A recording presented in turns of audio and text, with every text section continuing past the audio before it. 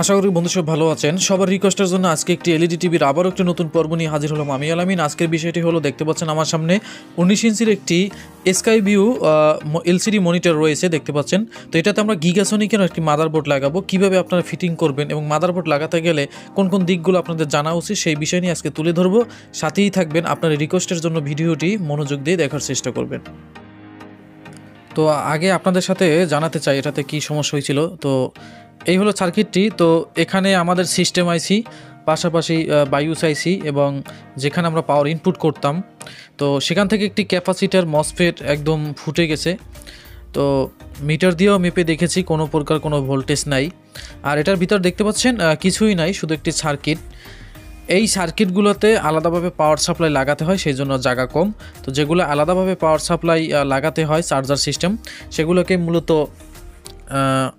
নন combo বলে থাকে। আর যেগুলো পাওয়ার সাপ্লাই সহ মাদারবোর্ডের সাথে থাকে সেগুলো হচ্ছে কম্বো বোর্ড, মানে একটির ভিতরে সব কিছু থাকে। আবার অনেক সময় দেখা গেছে এখন নেটের ব্যবস্থাও থাকে, ইউটিউব টু সব দেখা যায়, নেটওয়ার্কের সিস্টেম থাকে। তো এই যে দেখতে পাচ্ছেন, এই পাশেই দেখতে পাচ্ছেন ক্যাপাসিটারটা কিন্তু একদম ফেটে গেছে, এবং পাশে মসফেটটাও কিন্তু ফেটে গেছে। এগুলো আপনারা দেখতে পাচ্ছেন, এই যে দেখেন একদম ক্যাপাসিটার বাস্ট হয়ে গেছে। আর ক্যাপাসিটারটা পাওয়া যায়, আর এখানে যে রেগুলেটর আইসি সেটা কিন্তু নষ্ট হয়ে গেছে সম্পূর্ণ।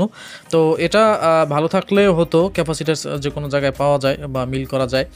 তো মূলত এটা এখন ওকে করা সম্ভব না, সেই জন্য আমাদের কাছে একটি কমন সার্কিট আছে, সেটা এখন আমরা মডিফাই করে লাগাতে চাই। তো আপনারা সবাই ভালোভাবে ভিডিওটি দেখেন। সার্কিট লাগালেই হয় না, যেমন সিএটি টিভির সার্কিট কিন্তু লাগালেই এক্সচেঞ্জে হয়ে যায়, কিন্তু এই সার্কিটগুলো অনেক সময় দেখা গেছে এক্সচেঞ্জে হয় না, বা বিভিন্ন ভোল্টেজ রেজুলেশন এগুলো কিন্তু মিল করা লাগে। তো এই যে সার্কিটটা দেখতে পাচ্ছেন, হুবহু একই সার্কিট আমরা লাগাবো। এটাতে হলো স্কাই ভিউ, আমরা একটি গিগাসনিকের লাগাবো। আর নাম যাই হোক, এটা কোনো সমস্যা নেই, কারণ চাইনিজ, সবই চাইনিজ। ইচ্ছে করলে আপনিও ব্র্যান্ডের নাম এখানে অ্যাড করতে পারবেন ফ্ল্যাশ করে ডিভাইসের মাধ্যমে।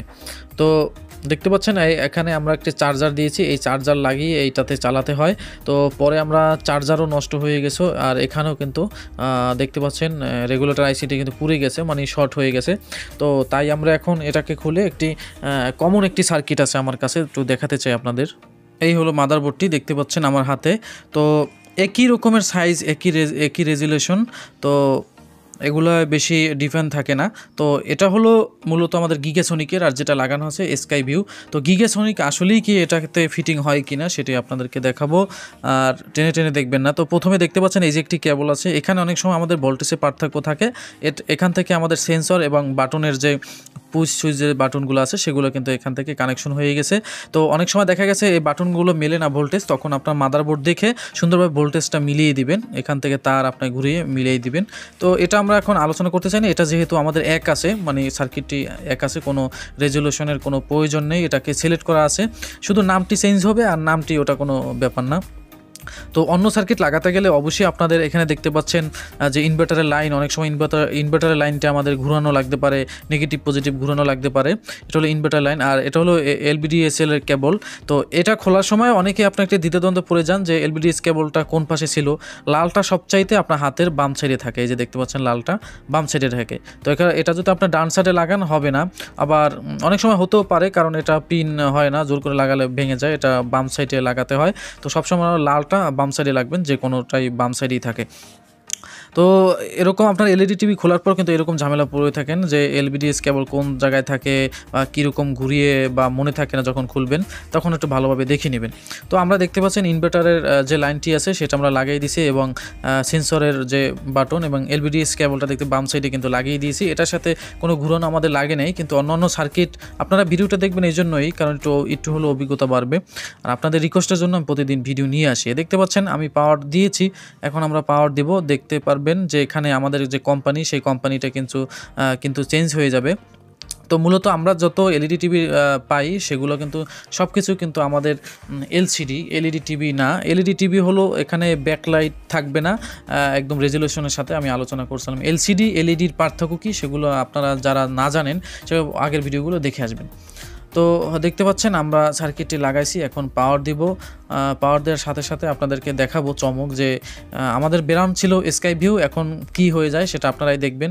তো এই হলো সেন্সর বোর্ডটি এখন দেখেন ওই যে পাওয়ার এসে পড়ছে। তো এই যে দেখেন পাওয়ার এসে পড়ছে। তো পাওয়ার যেহেতু আসছে দেখতে পাচ্ছেন নো সিগন্যাল, ডিসপ্লেতে আলো আসছে এবং আমাদের কোম্পানির ব্র্যান্ডের যে নামটা সেটা কি আসে এই দেখেন গিগাসনিক। তো এটা মূলত স্কাই ভিউ ছিল গিগাসনিক, কোনো সমস্যা নাই, কিন্তু আপনারা 19 ইঞ্চি হতে হবে। তো যেহেতু ওটা 19 ইঞ্চি মিলে গেছে সেই জন্য এটা সেট হয়েছে। আবার 17 ইঞ্চিতে আবার 21 ইঞ্চিতে লাগালে বা 19 ইঞ্চি লাগালে তখন কিন্তু হবে না, তখন রেজলিউশন মিলে লাগবে। এই যে দেখতে পাচ্ছেন স্কাই ভিউ ছিল আগে, এখন কিন্তু গিগাসনিক। এতে কোনো সমস্যা নেই, কারণ এটা একটা সফটওয়্যার দিয়ে করতে হয়।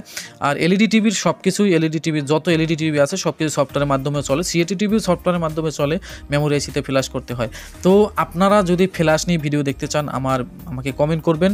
আপনাদের কমেন্ট পেলে কিন্তু আমি কীভাবে ফ্ল্যাশ করতে হয়, কীভাবে সফটওয়্যার করতে হয়, নেট থেকে কীভাবে ডাউনলোড করতে হয়, সব কিছু আপনাদের নিয়ে ভিডিও তৈরি করব। তো অনেকেই আছেন যে এলইডি টিভির ভিডিও নিয়ে প্রতিদিন আমাকে বলেন যে ভাই ভিডিও দেন, কিন্তু আপনারা দেখেন না, আপনারা সিএটি টিভির ভিডিও বেশি দেখেন। আর এছাড়া দেখতে পাচ্ছেন আমি কম্পিউটারের সার্ভিসিংয়ের দোকান আছে, সবসময় ব্যস্ত থাকি, তারপর প্রতিদিন ভিডিও দেওয়ার চেষ্টা করি। অবশ্যই আমাকে উৎসাহিত করবেন। ধন্যবাদ।